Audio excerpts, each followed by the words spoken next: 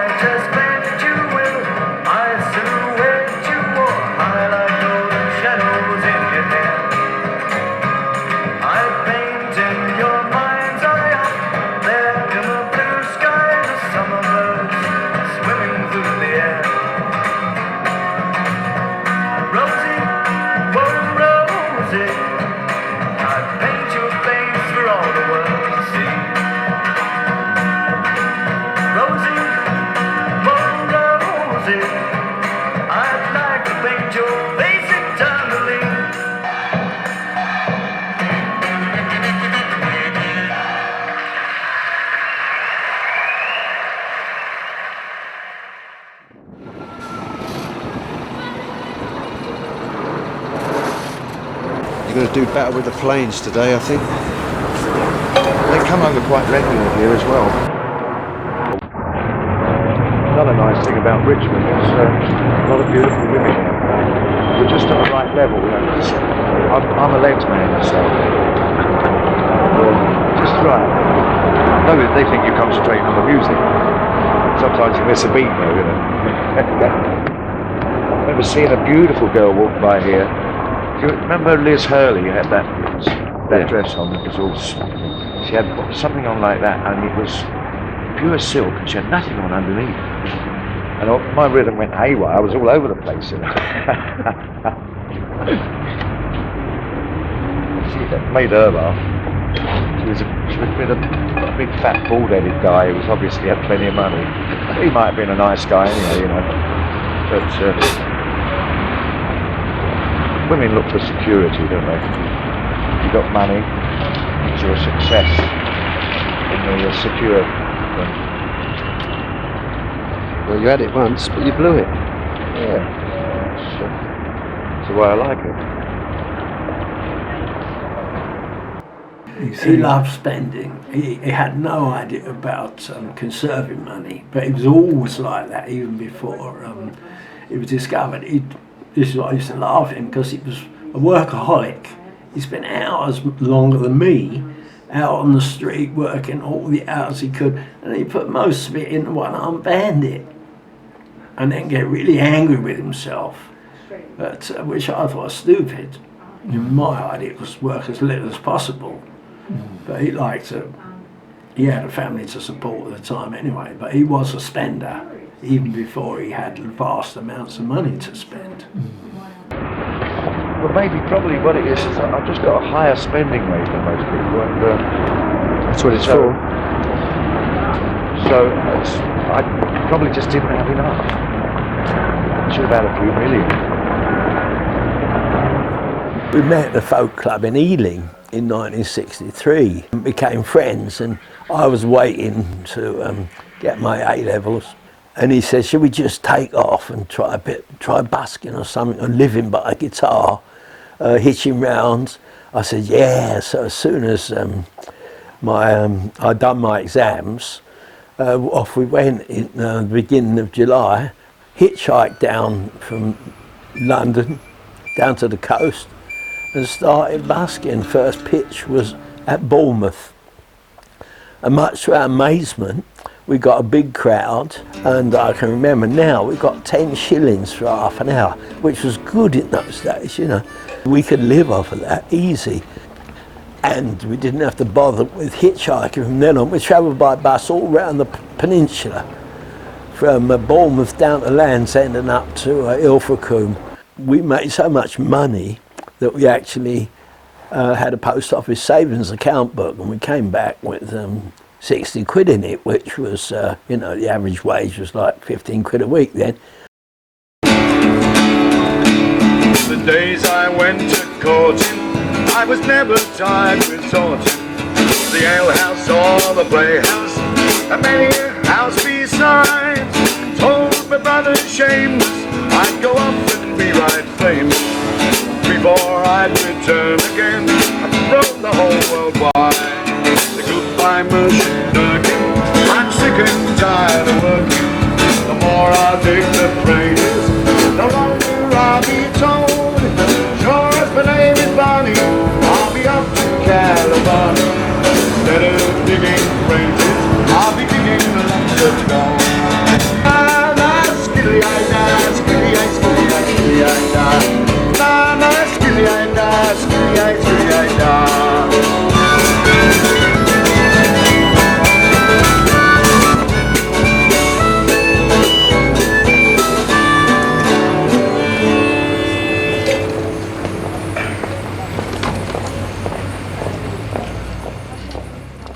So how long have you been busking anyway, generally? Now 33 years altogether, except for an 18-month break while I was pop singing. So what made you want to be a busker in the first place? Well, I'd had so many jobs. Over 60. I used to get bored. It was very easy to get jobs in those days. You went from one job. I used to work a week, sub, work the next week's, get my first week's pay, then work another week, leave after 4 weeks, and then I get a week in hand, a week's pay, and 1 day's holiday pay, and then I'd have a holiday, and then go and get another job. So that's what I did right up till I was about 21. Then I always had this idea, I've been playing music, and like folk music. I thought, I've got to try the busking. So I tried it first. One day I just went out to Richmond station, and I walked by Richmond station, and I thought, right, I'll do it there. And then I walked by again, and I walked by again. I walked by again, and I said, come on, Partridge, get your bloody act together. If you don't do it now, you're not going to do it. So I went and just set up and started playing. Halfway through the first song, this well-to-do lady came up and put a shilling in. And the sun was shining, and it was a clear blue sky, and the sun was shining on that shilling, and it mesmerised me. I still remember the face of the lady who gave it to me. And I thought, Partridge, you've done it. You're never going to work again. You're never going to have some soppy son who knows half of what you know telling you what to do. So after that, I just never looked back. We realised that we was making more money than you can make in an ordinary job. As a result of that, we dropped out. That was the phrase at the time, and never went back. And I've never been back since. We used to make loads of money for the time. So we did the same outside the statue opposite the Garrick Theatre in Charing Cross. We got once again, we got massive crowds because no one has seen anybody doing it then. It was new. We just chose this spot as a natural sort of place to do a pitch. This is where Angus McGill from the Evening News spotted us and then put us on a whole page with photographs article. As a result of that, we met this old Meg, who then introduced us to, just around the corner to Leicester Square, to the cinema queues, to the huge annoyance of the other old-time buskers. But I mean, they were bullying her anyway, so that was her revenge. This was the high point of cinema queues. You had James Bond, massive queues, the Beatles, massive queues. And so we were living really well at that time. We rented a flat together. We were eating in restaurants, travelling in taxis, drinking whatever we wanted. And I was saving money. He never saved money, but I did. Because his idea was work as hard as you can, get as much money as possible. My idea was, as the money gets better and better, you can work less and less. That was my philosophy.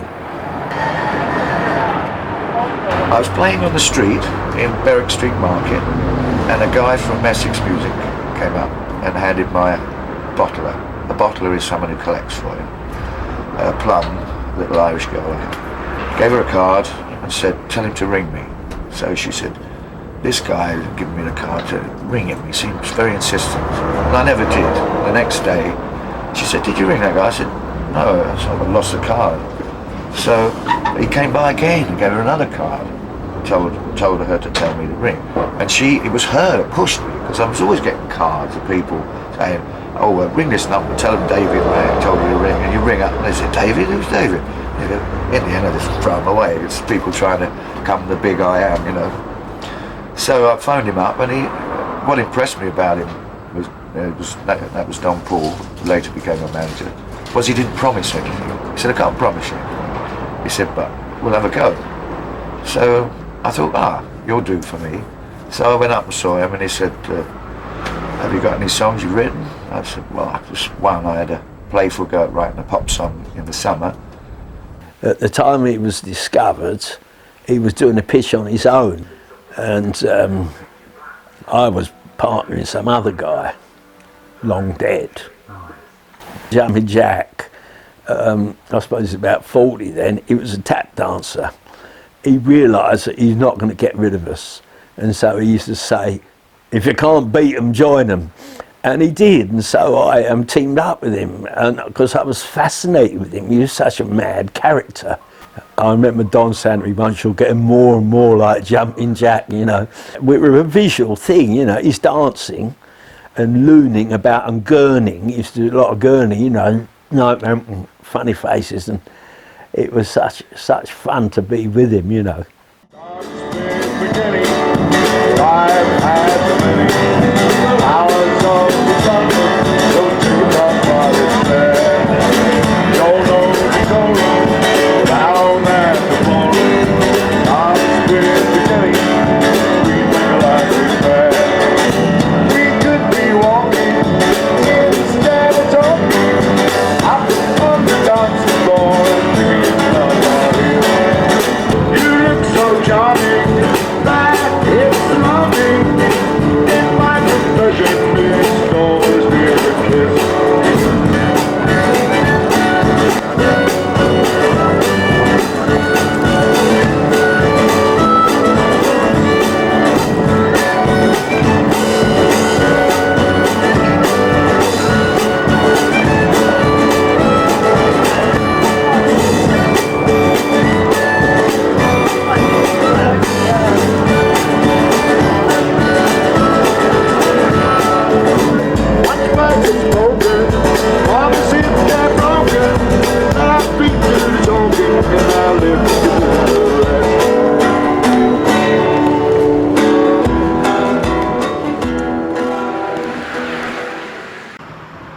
So I played him the song Rosie, and he said, well, look, I'll listen to it a few times. If I still like it after I've listened to it a few times, he said, we'll go in and make a record and have a go.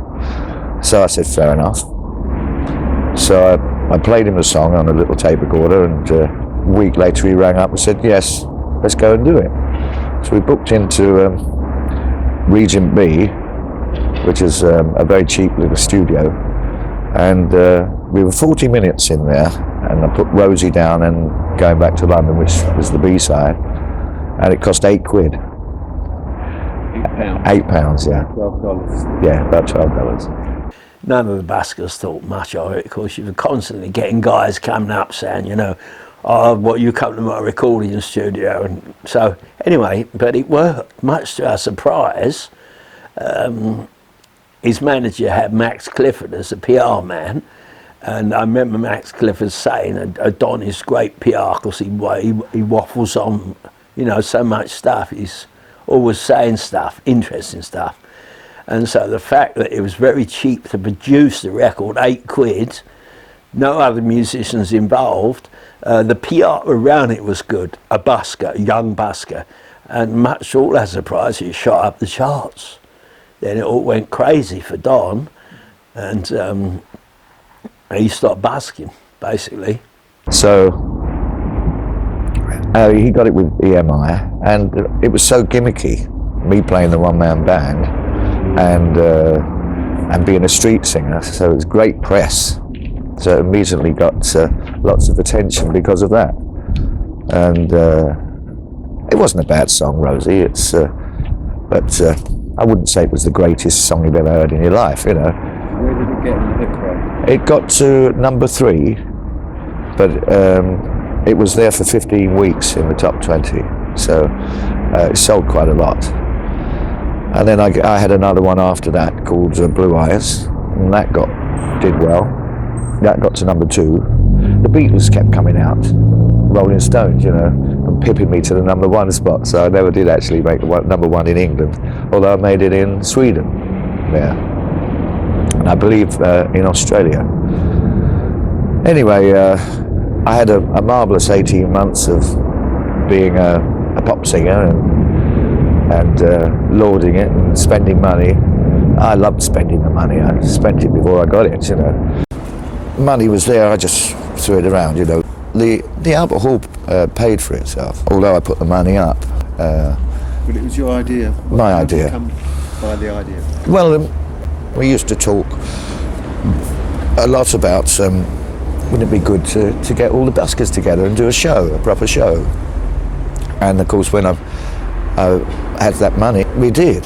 And I hired the Albert Hall. But the buskers, I mean, each one individually is always hard to get along with. They're so obstinate. Well, I am too. And to get them all together, it could only be done by another street musician, you know. Were you around for that? Was I around? It's my idea. Now, I've got proof of that because there's a book that he helped produce where he's admitted it. He said it was Alan's idea. Yes, I was there. So tell me about that. Well, we talked about it before he ever had the means. We had the means to do it, and when he was a pop star, of course, his manager was able to actually get it together. You know, the Albert Hall was big time, you know, and so he got it together, and we got all the old buskers and the new buskers, and this concert was produced, and it was a massive crowd there, and it was a huge kind of thing at the time. They say Mick Jagger was in the audience and various other people. And it was a great night, you know. And it was an LP recorded of the whole concert, which you can still get hold of. And it was a great show. There were people crying in the audience. And when old Meg, they used to call her the Nightingale of Leicester Square, when she sang, 2 guys rushed up from the audience to try and kiss her feet.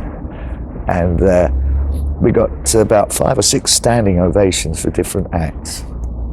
And it was just a very, very emotional and good night, you know. Packed. I believe the Rolling Stones were there, and Princess Margaret, I think, was there. But we didn't want to have anything to do with them.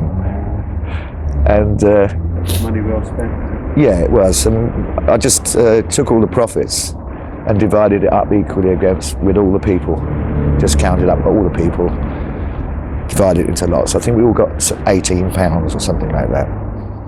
At what stage did he give up the pop business? In fact, I was in a band backing him. We went up to Blackpool in 1968 and did a 3-month show, 2 shows a day, 6 days a week, matinee and evening performance. Les Dawson was on the same show, and I suppose as soon as he got introduced to show business, he became disillusioned with it because he'd had all these, 3 years of total freedom. He didn't like the idea of having to do 6 weeks tour, doing the same songs every night. And he missed the buskers because when he became a pop star, he used to constantly be visiting Leicester Square to see the rest of us in the pub, because that's where all the camaraderie was, that's where all his friends were. So he never really enjoyed performing on stage. He preferred playing on the street. That was his natural place. So I had a marvellous time, and the time came to the end, and I thought, well, you know, I don't want to fizzle out and spend 10 years going around lesser and lesser clubs and getting smaller and smaller money, and I'd rather go back on the streets. At least I'm my own man, you know. So back I went on the streets. And then he decided he had enough of show business, went over to Stockholm, but of course it followed him wherever he went, you know. He used to try to avoid it, but wherever he went, people would say, "Oh, it's Don Partridge," you know, and he used it, of course, but at the same time, pissed him off.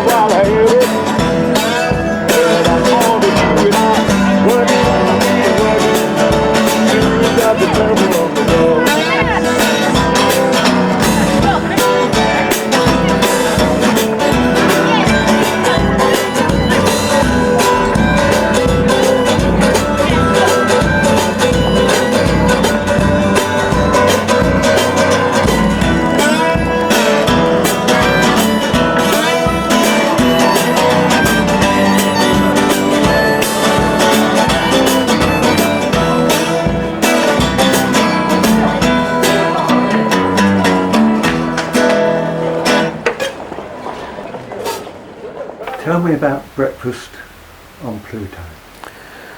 Where did that come from? Well, funnily enough, I kind of heard the Urban Spaceman baby, and that sort of inspired me. And then one night, Don was out at the talk of the town with my wife. His wife had gone back to Sweden for a holiday with the kids. There was Don, my wife, and me living in his place in Heston. And I sat up all night writing this song, and they didn't come back until the following day. And he was a bit sheepish, but I didn't. I was so involved in this song, I didn't think. He said, "Sorry, I couldn't get back, so we stayed round the manager's house." And I said, "Oh, never mind, I've written this song," and I played it. And he said, "I'll record that." And I thought, "Oh, great," you know. I never had any idea what there was hanky-panky going on. Anyway, he says, "I'll record this song." And I said, "Well, you know, I think it'd be great, instead of having a bass guitar in it, a tuba, you know." So it was fun. I don't think he followed that. He made a few minor alterations in the song, and then claimed he'd written half of it. And I said, "Well, that's fine, you know. 50% of something is better than 100% of nothing." I knew I'd written the song, but it don't matter. But it was also, it was just before the Americans got on the moon as well, so he recorded it. I thought no more of it. Then the next week, my wife kept picking arguments with me, and she went off with my daughter back to Sweden. I didn't know why she'd gone like that.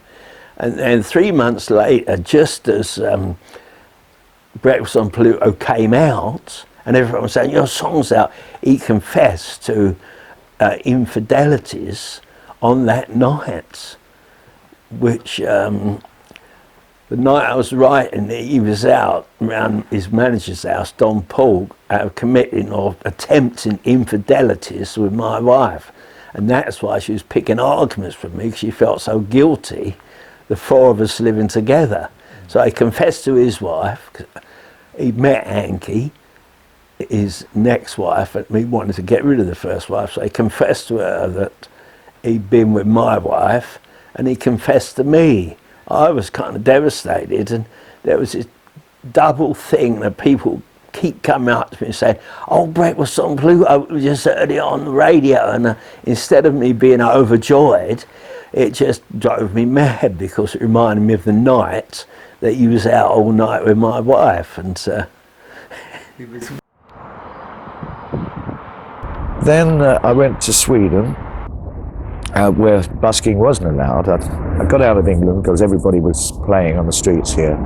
Who went to Sweden first, you or Don? me, yeah, I met, it was a girl in the crowd, you might call a groupie, who became my first wife. She just saw me playing, asked the old woman who's bottling if she could speak to me. I met her, and then she came off bottling with us in 1965 on our second tour of the West Country, and we got arrested.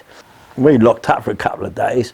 They sent her back to London, and then her sister sent her back to Sweden, and then I went over to see her and started busking in Stockholm. No other buskers around at all, nothing. It's wide open, no cinema queues, but doing well on the pitches. And so then I got a few odd jobs in, you know, little venues, cafes and stuff. And I wrote to Don, and he came over because his girlfriend was the best friend of my girlfriend. They were both au pair girls. So he followed me over. I was there with Alan Young, my old friend, and a couple of other guys, English guys, and we started playing on the streets, and we made a lot of money. And the cheap police were chasing us all over the place, and we had some great scenes where the Stockholm people protected us from the police. We'd get big crowds, and the police would be trying to get in, and they'd be coming in one side, and we'd be going out the other side. We had this train song where we all did imitation trains and choo-choo-choo sort of sounds and woo kind of thing, and we'd go round, and if the police came, we just off out and into the pub doing this train song. So when did Anki appear on the horizon? 1968. He went over there to do a show. He's still married to Mona. He went over there, fancied her. She was a classy girl, journalist, interviewing pop groups, every pop group that came to Stockholm, which included when Don went. So he decided he wanted to get rid of his first wife, which is why he confessed that he'd done what he did with my wife, who was her best friend. That got rid of her and my wife in one stroke. One day we got caught, we got caught a few times, but this particular time the police nabbed us. They were in the crowd, plain clothes, and all of Stockholm people were around, booing the police, and anyway they put us in a car, and up came this prominent lawyer, the Swedish lawyer. He said, "I want to defend you, because I like street music, I want to see it on the streets." So we went to court, and they fined me 80 days fine, which is a dog's murder. And it was in the newspapers the next day that I'd be fined 80 days fine, and this guy had bashed some poor old woman over the head and pinched her purse and got 60 days fine. I said, where's the balance here, Next thing I know, the question's been asked in Parliament why street music shouldn't be allowed. Meanwhile, the lawyer's taken the case up to the Supreme Court, where they threw the case out. So suddenly, it set a precedent. So when the leader of the Centre Party came to power, he made it law, and it was called Lex Partridge after me. So I went all over Sweden playing, and if the police ever came up to me, I said, well, the Prime Minister said I could play. So I was called the Prime Minister's street singer, and they gave me the Golden Boot, which was gold boot for making life in Stockholm better for 1 year. Were you with him when he was arrested in Stockholm? Number of times, yeah. Yes. Tell us about that. Well, we've been arrested many. You want to just hear about the Stockholm arrests? Or? Yeah, mainly the Stockholm. Yeah, well, we used to do pitches, which is how we started out. We'd play in the big square, Segelgatan, and you get a big crowd around, and then you'd have a bottle go around collecting the money. And it was the same old story, you're obstructing the footway, and so we used to get arrested, and then they got a law out called Pax Partridge, which made it lawful to play on the streets. A lot of that was due to the fact that his wife was working for a major newspaper in Stockholm, so after that they left us alone. But originally we used to get arrested and fined. I've been arrested within 3 countries at least, I think.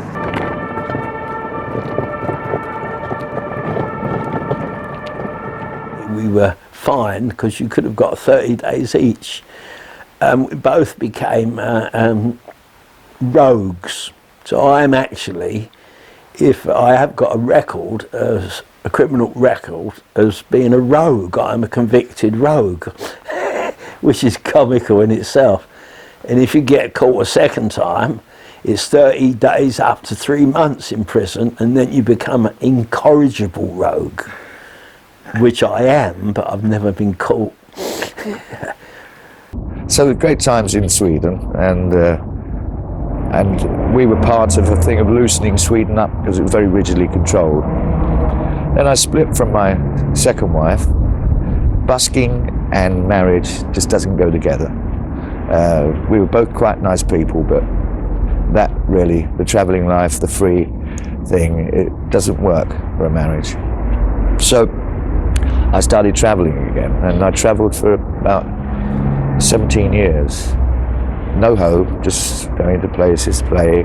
Sometimes I stay a month, sometimes 2 months, sometimes just a day. And some amazing things happened to me.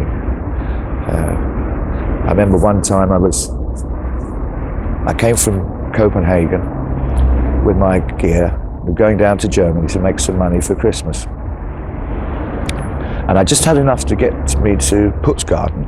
I thought it was a town, so I thought I could play in the town. But it's not, it's a frontier. There's no town for 10 miles. So I got out, I got a suitcase in one hand, guitar, drum on the back, and I'm trudging down this road. Nobody's going to stop and give me a lift. I'm broke. And I had 1.5 marks. So I walked for 17 kilometers with this. And I didn't put any of the instruments down, because I knew if I put them down, I would probably not be able to pick them up again. And when I got to this town, I saw the lights there shining. Got the first pub, I walked in, put my stuff down, and I couldn't get my hands away from the thing. I had to prise them off. And I went and sat down, and this old sailor, you could see I was exhausted. I ordered a coffee, and he said, play. I said, oh, I'm tired. So he went and bought me a schnapps. So I immediately got invigorated, so I've got this gear on and played 34 marks on that day. So I walked down into the town. It was Firmau, and walked into this discotheque kind of place. I walked into the where they were all dancing. I said, switch that fucking noise off. The guy went, switched it off, you see. So I put the gear on, I give him a couple of belts, and there was a big rocker standing there. And I emptied out this ashtray onto the floor and shoved it up to his nose. And he went, oh. So I got another 60 marks out of that. And this big rocker was a farmer's son. He said, I'll take you back to my place, you can sleep there. So we went back, and he put me in this old outhouse, and with a blanket over me. And he woke me up at 6 o'clock. He said, my father mustn't find you here. I'd be getting into trouble. So I was out on the road again. And I walked out of this place, and there was a beautiful French au pair cleaning some windows, and I chatted her up a bit. Walked down to the road, and I realised I was 10 kilometres back out on the same road I'd walked before. I thought, right. So I started trudging back into the town again, you see. And I realised that the town was at the right angle to me, so I decided to go across the fields. I'm walking across this enormous field, and I come to little copse of trees, and there's 3 deer there. Mummy deer, daddy deer, and little baby deer. And they'd never seen a one-man band before, and I'd never seen a deer so close up. It was only about 10 yards away. So I didn't move, I just stood there looking at them. And finally, after about 5 minutes of just standing watching each other, the little one started going away, the mother followed, the father went. So I carried on, and then a hare jumped up And every time it'd run on, disappear, and suddenly it'd leap up again and run off again. It happened about 3 or 4 times. I got into the town, played. Someone gave me a booking to play in this discotheque, and they ran me to the station. And I got to Hamburg that night, exhausted, but with about 300 or 400 marks. And this kind of thing's always happening. You're running into people who like the romantic life. They offer you a place to stay. You get to know them because you need. I mean, all of life is give and take. You give to them and you take from them. But it's very important that transaction goes on, as long as you keep your end of the bargain, you know. So it's a great life. I went through a very moody period for a while and avoided him. And he used to come up to the West End with his new wife, Anki. And I knew damn well that he missed the camaraderie of all the busking crowd. And he would make a big effort to ingratiate himself with me again. So we became friends again. And then one night I met another au pair girl, Danish girl, and he came up and he was in a real bad mood because basically he was lonely. And he ended up doing a really stupid thing by throwing a pint of beer over this second girl's face. And I went berserk, beat him up basically in front of his wife Anki, and never saw him for 8 months after that. I went over to Denmark and married this girl. If he hadn't thrown that pint of beer over, I might not have married her, you know. There's so many ifs in life, isn't there, you know. But I felt protected and I thought, you've slept with my first wife and now you've got and I've forgiven you, and now you've got the cheek to throw a pint of beer over this girl I'm with, which was too much. It would be for anybody, wouldn't it? And so I made a mess of him and I was pulled off him by some other buskers, and then he wrote to me 8 months later saying, do you want to join me on my gypsy caravan? We're touring around Devon and Cornwall. I couldn't resist. So then we continued again. I bought a caravan and horse and decided I was just going to go around playing little places, you know. So I started off in Wales and went all round the coast of Wales and across the Pennine chain to Leicester, and that was 1 year, and then we left it. We wintered in Leicester and then came down the old Roman road right down to the bottom of England, the Foss Way, all round Devon and Cornwall and back up to Wales again, and playing in all little places. Sometimes it would be like 5 houses, 2 pubs and a church, you know, but all the people come in from the farms, and I'd make a collection. I was doing okay. The horse didn't need any fuel, it ate grass, you know, so we were living very cheaply. Now, he always told me this cock and bull story that one night he came home drunk with a spare girl in tow, bedded her down in the hallway, and then his second wife Anki discovered them. And I said, well, and now kicked him out. I said, well, what do you expect?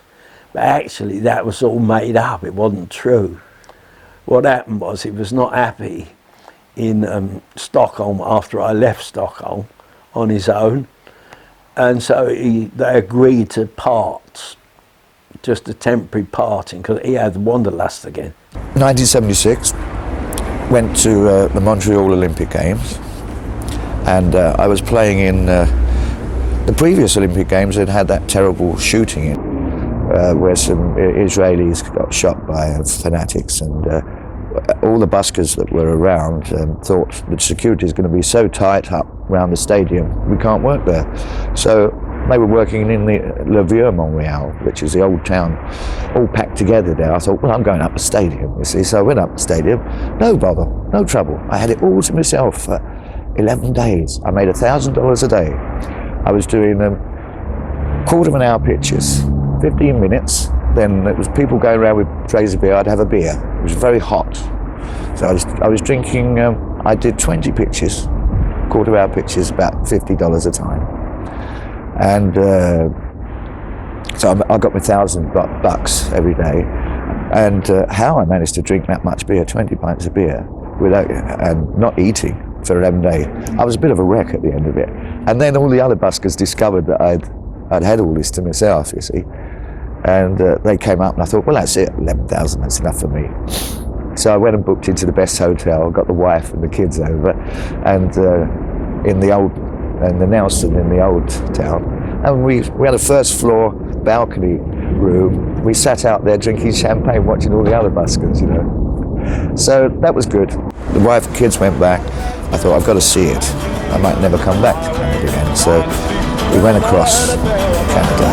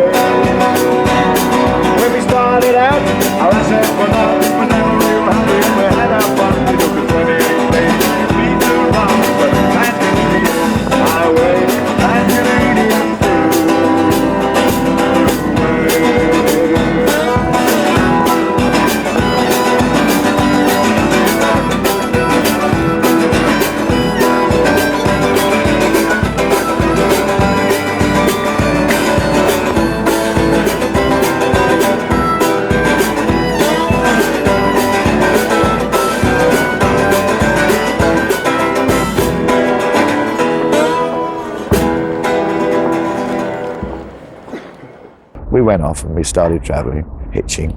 By that time I'd spent the 11,000 and we were broke again. So we got across Canada 5 days hitching, got to Vancouver. I had all the gear and went out and did a little pitch. Wasn't too bad. Went in the pub and I thought, I'll ring Anki up in Sweden. Rang up and spoke to him, came back. The gear's gone. I said, where's the gear? Oh, Mark. He said it must have been those two Red Indians. Those two Red Indians that run off with the gear, you see. Two drug addicts. So we're there. And we're thinking, what, blimey, what are we going to do? I said, we'll have to get a job so I can get a guitar. So we tried to get a job, couldn't get a job. And so we just started back out on the road again, back. So we pinched some apples and sold them in the town, and we worked. We did some steam cleaning of a tractor for sale. Got $70 there, and just poodled our way back across Canada. I had a Swiss Army knife, and every time we were a bit hungry, we went into usually an Italian restaurant and say, "Look, here's a Swiss Army knife. Give us 2 plates of food." And the Italians are great. They just sit down, and we give you something. And gives the knife back, you see. And I made the mistake right at the end of the journey of going into a place with a French Canadian. He took the knife, you know. Anyway, we got back to England and safely enough, and a wealth of stories. He ended up getting repatriated back to England. Did he marry again? Yes, he married some woman, English woman, who, strangely, her first husband played the drum as well, but in the army. It amused me, you know, they go from one drummer to another. And he pissed her off very quickly, had a couple of children with her, and she basically kicked him out, and then he cycled from the Midlands, Hinckley, down to Devon with a trailer on the back with his drum and all his possessions.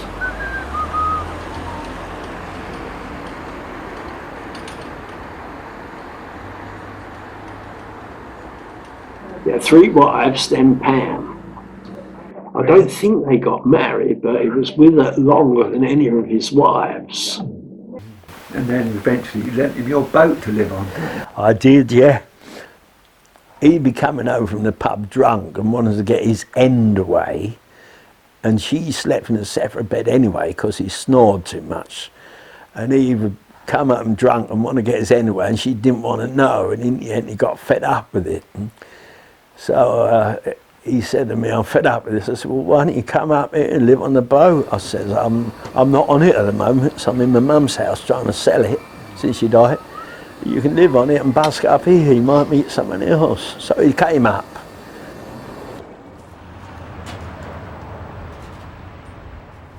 Well, he built what you call a massive one-man band on the floor of a dismantled caravan. And this was a massive thing. And it took him a year, and it ended up in the yard of the Six Bells in Brentford.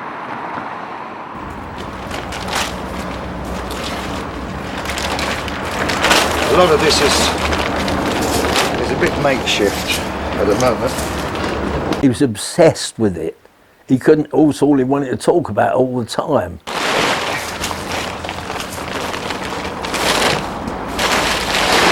Bit by bit. And it was amazing. He had sprockets with all kinds, which you screw in different drumsticks and get different drum patterns.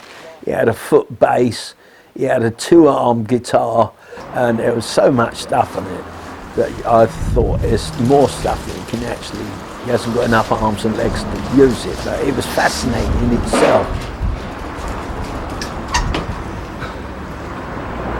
Right. Now, this is a snake basket here, and I'll be playing, it's one of the jokes I do, is I'll be playing away on the whistle like a snake, and I'll have it arranged so that up comes a 3-cut bra, you see, in the snake basket. Just one, I've got lots of little jokes like that that will work through the performance.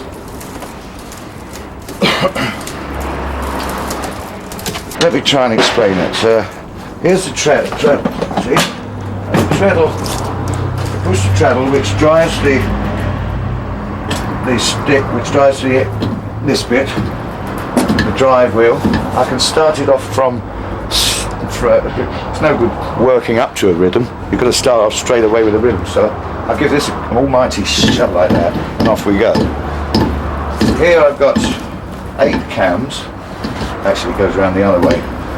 8 cams. So as the cams go round, they pick up the drumstick off the drum, and the spring pulls it back down at the cut-off point, you see, like that. So when what happens if I just leave the drumsticks as they are, then I'll get a drum roll.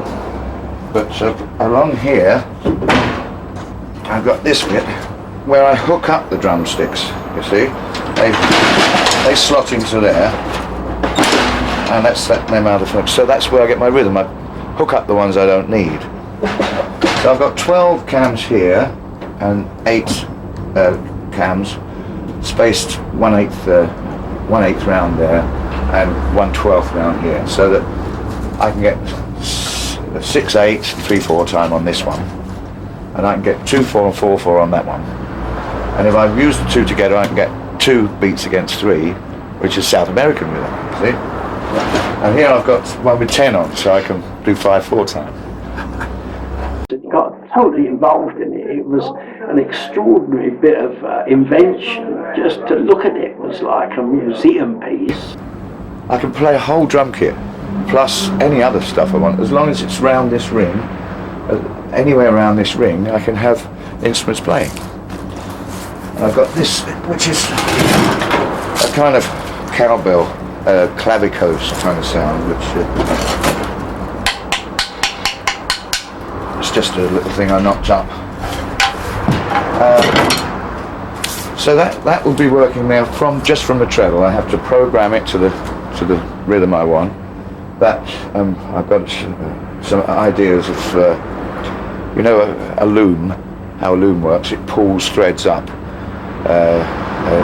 on sort of gates. I'll have a few gates. I just pull for one rhythm. I just pull one up and let the other one down. That sort of thing. Working on that. And that's your left foot operator. That's the left foot there. Then to see the foot base, you have to come round here.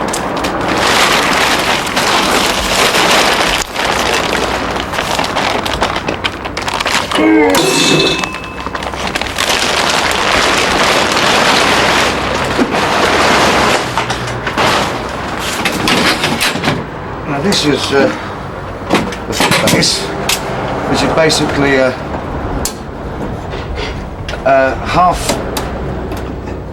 half circle of metal with a plectrum on that side and a damper. So when I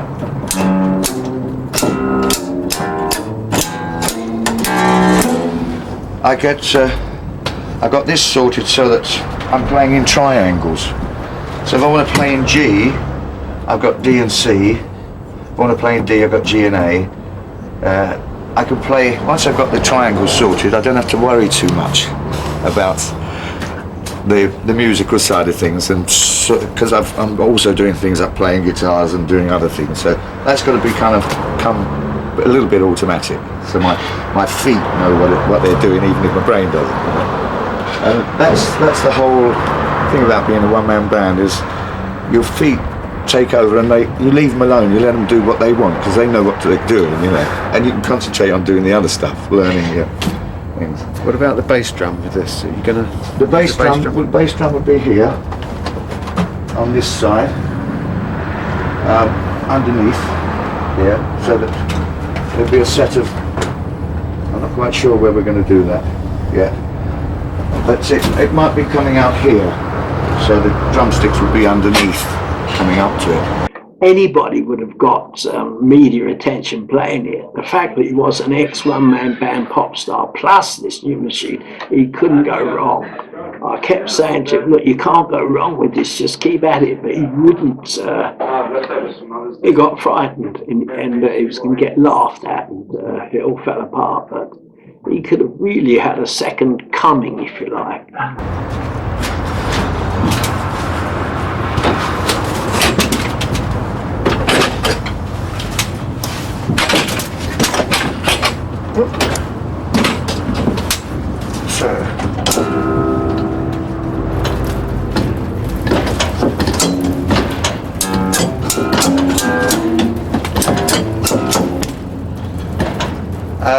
How long will it be before it's up and running as a? Well, it's more or less there. I've had it working. Yeah. But there are these. I've got to get these done properly and fixed properly so that I can screw them onto this ring. There's one or two mistakes I made with this, and it's a bit over large for what is needed. So once this whole prototype is up and running and working, I just go and get as much loot as I can and then get it made properly by an engineer I know down, and simplified and made smaller and more compact, so that the circle isn't so good. It should have been a four-sided square with the big marked in the middle and more rigid, solid. So he kept adding things on and on until in the end I realised he was kind of a bit nervous about launching it. So instead of launching it, he kept adding things on until to the point you think you haven't got enough arms and legs left to do it. Since that time, I've also thought of having a big drum with 60 or 72 cams on, playing a number of instruments round the drum, but also on the side of it, where I can press in knobs like a light switch. You know, you press it in, it stays in. Press it out, it comes out. And have those working off, going round in all different rhythms on the side. So this isn't the end of it, but it's a nice thing because kids watch this. It goes round and round and round, and they can see everything working. You can see everything working, and it's fun, you know. And if you've got the kids, then I mean, adults are only grown-up children anyway, so you've got them. 2005, a film came out called Breakfast on Pluto with Liam Neeson in it. Because I got a message from the royalty department, and it says, we want to use the title in a film. Great, because it was a big lump sum of 3,000 quid each. I thought, this guy, and Don was there terribly excited, and he says, I think I'm going to reissue that song. He said, I know what it means to you, you know, and he'd forgotten the lyrics. He rang me up from Brighton and said, can you give me the lyrics? I gave him the lyrics, and he was suspicious that I'd given him the wrong lyrics. I said, no, these are the lyrics. I said, you should know them. You wrote half of it, didn't you? You know, giving him a dig. Where did this sausage act come from? Well, it sort of evolved because I kind of always liked screaming little such. And in the early days, in the 50s, he used to play at the Southall Community Centre, and he used to come on out of a coffin with a German helmet on, and then the drummer would play a solo on his head. And so when we got to Stockholm, I remembered this, and so I put the saucepan on, and then I got a plastic sausage, hung it down from the lid, from the handle, and then we used to chase it, you know, like a donkey chasing a carrot in front of him, and it evolved like that. And then I discovered it's a real crowd pleaser. It was.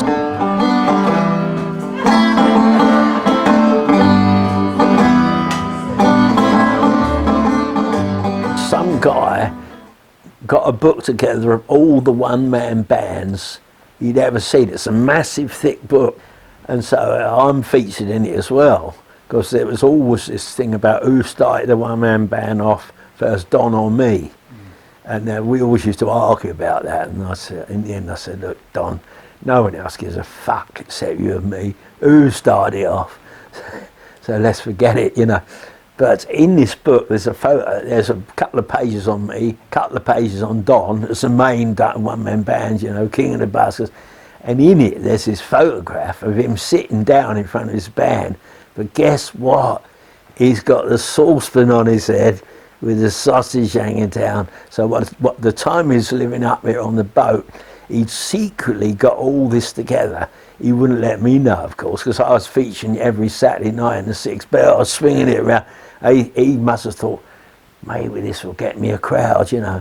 And it's such a funny photograph to me and the other buskers who've seen it, you know. Do you really need a saucepan and sausage when you've got a one-man band, you know? Where do you go from now? Is it just the paper cure, or are you going to record again? Yeah, I'm going to record again for fun. We're going to put out a record this coming year, see if we can do it 30 years after, you know. But my aim isn't to become a pop singer. Just I'd like a record out so that they can play that instead of Rosie. I'd like something else that people know me for, not just that one thing. And this thing is. One thing about playing the one-man band is it's fun, you know. This is going to keep me occupied for at least 15 years, working out all different ways in which I can do it. And I'm planning to write a symphony for the one-man band and play it. So I've got lots of little projects, and also I'm of an artistic bent. I'm thinking of doing some sculptures. So I'm hoping that I can make enough money to take the odd month off and do something, you know, in that vein. When will you christen this publicly? Well, pretty soon. It's going to be ready to go out for this coming summer. Right. So it's Christmas now, so 2 or 3 months. When did you see him last? I saw him in the August, when he came up to do one last gig in Islington, and then he died in the September of that year. He rang me up and says, I'm drunk, can you come and pick me up? Because he was staying at my house at the time. I thought, well, you know, get yourself home. But after 3 phone calls, he'd ended up slowly going from one pub to another till he got back here. And I realised he was legless. incapable like a child, so I said to the wife we'd go and pick him up. We came down here to the brewery tap, and there he was sitting outside. His zip was undone, he was out. We managed to get him in the car and take him home, and couldn't even get him up the stairs. He fell asleep on the sofa, and the following day we drove him back down to Brentford station. He went back, and that's the last I ever saw of him. It was in August, and he died in September.